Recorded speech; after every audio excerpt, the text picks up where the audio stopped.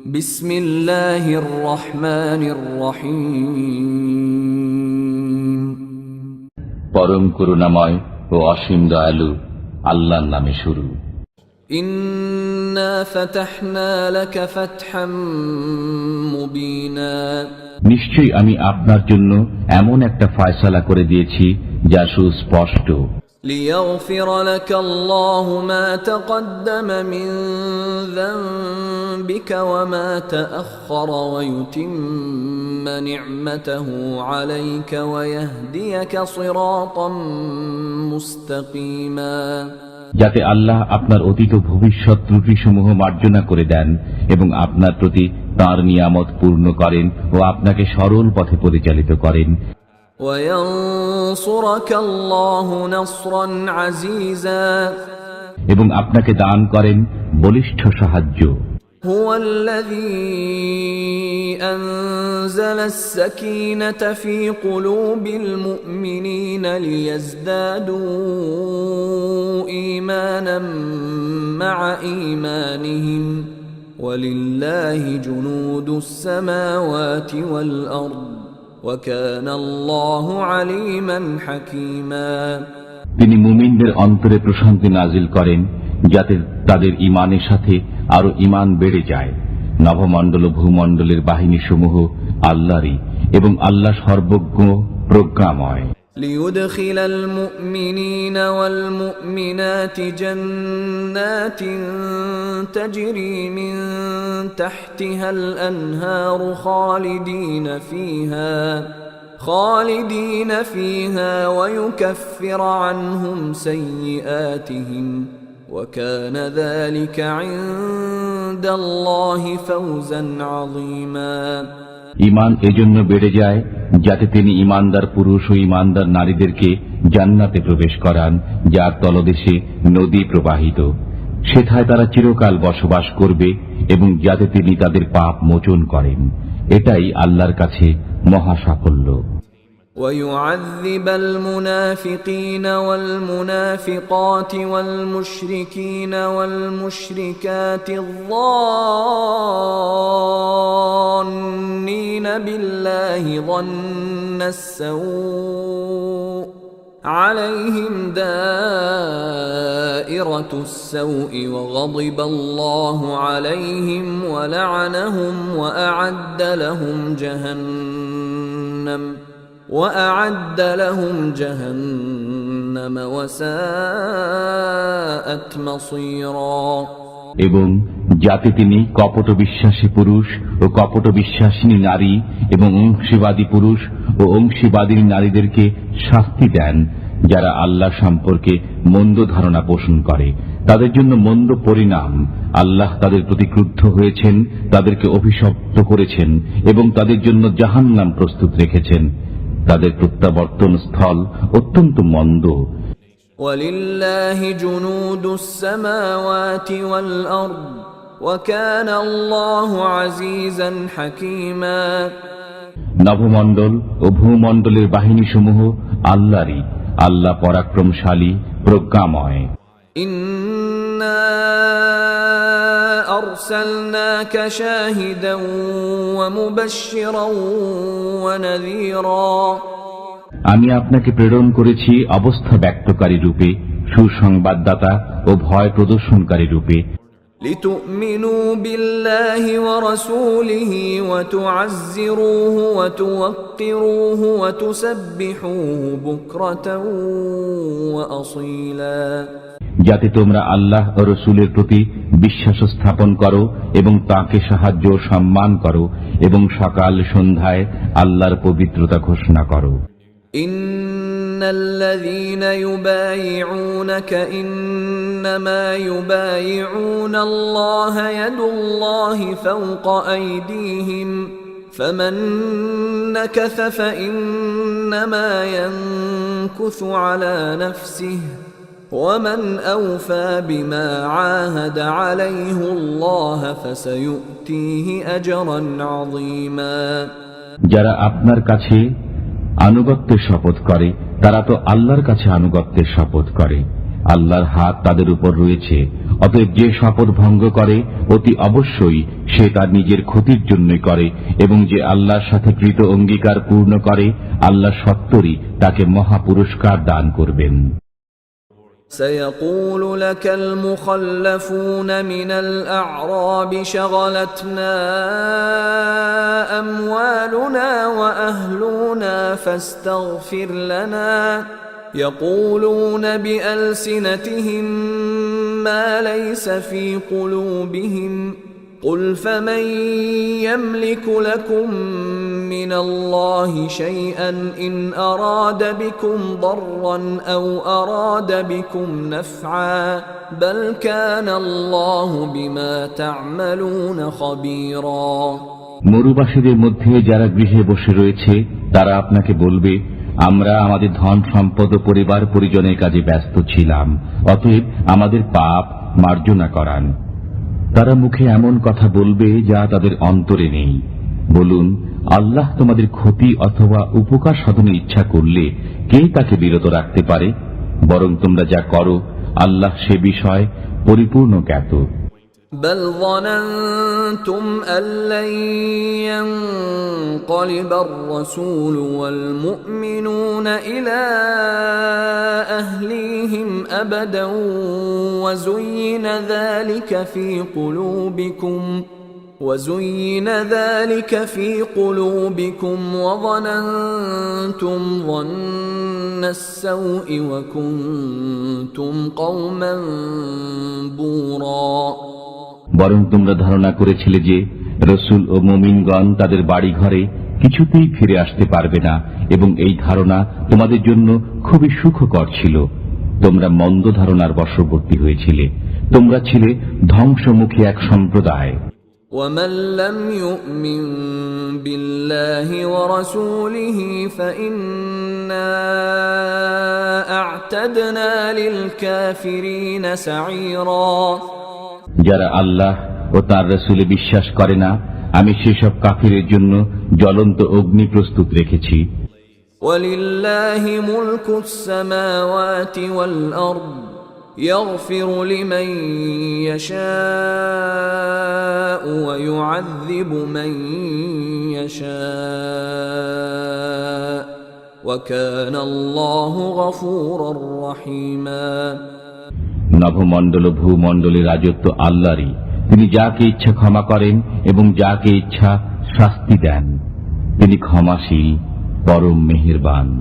سيقول المخلفون إذا انطلقتم إلى مغانم لتأخذوها ذرونا نتبعكم يريدون أن يبدلوا كلام الله قل لن تتبعونا كذلكم قال الله من قبل فسيقولون بل تحسدوننا بل كانوا لا يفقهون إلا قليلا।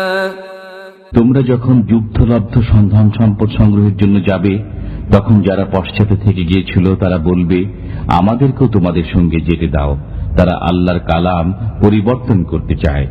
বলুন, তোমরা কখনো আমাদের সঙ্গে যেতে পারবে না, আল্লাহ পূর্ব থেকেই এরূপ বলে দিয়েছেন।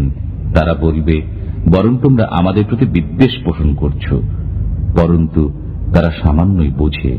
قل للمخلفين من الأعراب ستدعون إلى قوم أولي بأس شديد تقاتلونهم أو يسلمون فإن تطيعوا يؤتكم الله أجرا حسنا وإن تتولوا كما توليتم من قبل يعذبكم عذابا أليما। গৃহে অবস্থানকারী মরুবাসীদেরকে বলে দিন, আগামীতে তোমরা এক প্রবল পরাক্রান্ত জাতির সাথে যুদ্ধ করতে আহত হবে। তোমরা তাদের সাথে যুদ্ধ করবে যতক্ষণ না তারা মুসলমান হয়ে যায়। তখন যদি তোমরা নির্দেশ পালন করো তবে আল্লাহ তোমাদেরকে উত্তম পুরস্কার দেবেন, আর যদি পৃষ্ঠ প্রদর্শন করো যেমন ইতিপূর্বে পৃষ্ঠ প্রদর্শন করেছ তবে তিনি তোমাদেরকে যন্ত্রণাদায়ক শাস্তি দেবেন। ليس على الأعمى حرج ولا على الأعرج حرج ولا على المريض حرج ومن يطع الله ورسوله يدخله جنات تجري من تحتها الأنهار ومن يتول يعذبه عذابا أليما অন্ধের জন্য, খঞ্জের জন্য ও রুগ্নের জন্য কোনো অপরাধ নেই, এবং যে কেউ আল্লাহ ও তার রাসূলের আনুগত্য করবে তাকে তিনি জান্নাতে দাখিল করবেন, যার তলদেশে নদী প্রবাহিত হয়। পক্ষান্তরে যে ব্যক্তি পৃষ্ঠ প্রদর্শন করবে তাকে যন্ত্রণাদায়ক শাস্তি দেবেন। لقد رضي الله عن المؤمنين إذ يبايعونك تحت الشجرة فعلم ما في قلوبهم فأنزل السكينة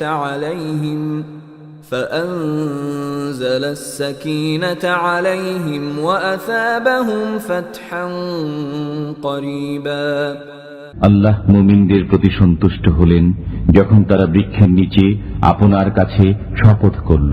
আল্লাহ অবগত ছিলেন যা তাদের অন্তরে ছিল। অতঃপর তিনি তাদের প্রতি প্রশান্তি নাজিল করলেন এবং তাদেরকে আসন্ন বিজয় পুরস্কার দিলেন। ومغانم كثيرة يأخذونها وكان الله عزيزا حكيما এবং বিপুল পরিমাণে যুদ্ধলব্ধ সম্পদ যা তারা লাভ করবে। আল্লাহ পরাক্রমশালী, প্রজ্ঞাময়। وعدكم الله مغانم كثيرة تأخذونها فعجل لكم هذه وكف أيدي الناس عنكم ولتكون آية للمؤمنين ويهديكم صراطا مستقيما আল্লাহ তোমাদেরকে বিপুল পরিমাণ যুদ্ধলব্ধ সম্পদের ওয়াদা দিয়েছেন যা তোমরা লাভ করবে। তিনি তা তোমাদের জন্য ত্বরান্বিত করবেন। তিনি তোমাদের থেকে শত্রুদের স্তব্ধ করে দিয়েছেন যাতে এটা মুমিনদের জন্য এক নিদর্শন হয় এবং তোমাদেরকে সরল পথে পরিচালিত করেন। وأخرى لم تقدروا عليها قد أحاط الله بها وكان الله على كل شيء قديرا আরো একটি বিজয় রয়েছে যা এখনো তোমাদের অধিকারে আসেনি। আল্লাহ তা বেষ্টন করে আছেন। আল্লাহ সর্ববিষয়ে ক্ষমতাবান। ولو قاتلكم الذين كفروا لولوا الأدبار ثم لا يجدون وليا ولا نصيرا যদি কাফিররা তোমাদের মোকাবিলা করত তবে অবশ্যই তারা পৃষ্ঠ প্রদর্শন করত, তখন তারা কোনো অভিভাবক ও সাহায্যকারী পেত না। سنة الله التي قد خلت من قبل ولن تجد لسنة الله تبديلا এটাই আল্লাহর রীতি যা পূর্ব থেকে চালু আছে। তুমি আল্লাহর রীতিতে কোনো পরিবর্তন পাবে না। وهو الذي كف أيديهم عنكم وأيديكم عنهم ببطن مكة من بعد أن أظفركم عليهم وكان الله بما تعملون بصيرا তিনি মক্কা শহরে তাদের হাত তোমাদের থেকে এবং তোমাদের হাত তাদের থেকে নিবারিত করেছেন এবং তাদের উপর তোমাদেরকে বিজয়ী করার পর তোমরা যা কিছু করো আল্লাহ তা দেখেন। هم الذين كفروا وصدوكم عن المسجد الحرام والهدي معكوفا أن يبلغ محله ولولا رجال مؤمنون ونساء مؤمنات لم تعلموهم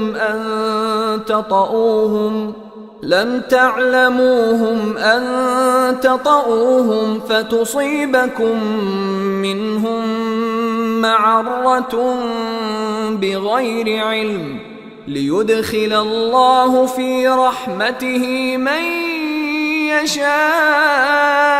يشاء لو تزيلوا لعذبنا الذين كفروا منهم عذابا أليما তারাই তো কুফরি করেছে এবং বাধা দিয়েছে তোমাদেরকে মসজিদে হারাম থেকে এবং অবস্থানরত কুরবানির জন্তুদেরকে যথাস্থানে পৌঁছতে। যদি মক্কায় কিছু সংখ্যক ঈমানদার পুরুষ ও ঈমানদার নারী না থাকত যাদেরকে তোমরা জানতে না, অর্থাৎ তাদের পিষ্ট হয়ে যাওয়ার আশঙ্কা না থাকত, অতঃপর তাদের কারণে তোমরা অজ্ঞাতসারে ক্ষতিগ্রস্ত হতে, তবে সবকিছু চুকিয়ে দেওয়া হতো। কিন্তু এ কারণে চুকানো হয়নি যাতে আল্লাহ তাআলা যাকে ইচ্ছা স্বীয় রহমতে দাখিল করে দেন। যদি তারা সরে যেত তবে আমি অবশ্যই তাদের মধ্যে যারা কাফির তাদেরকে যন্ত্রণাদায়ক শাস্তি দিতাম। إذ جعل الذين كفروا في قلوبهم الحمية حمية الجاهلية فأنزل الله سكينته على رسوله وعلى المؤمنين وألزمهم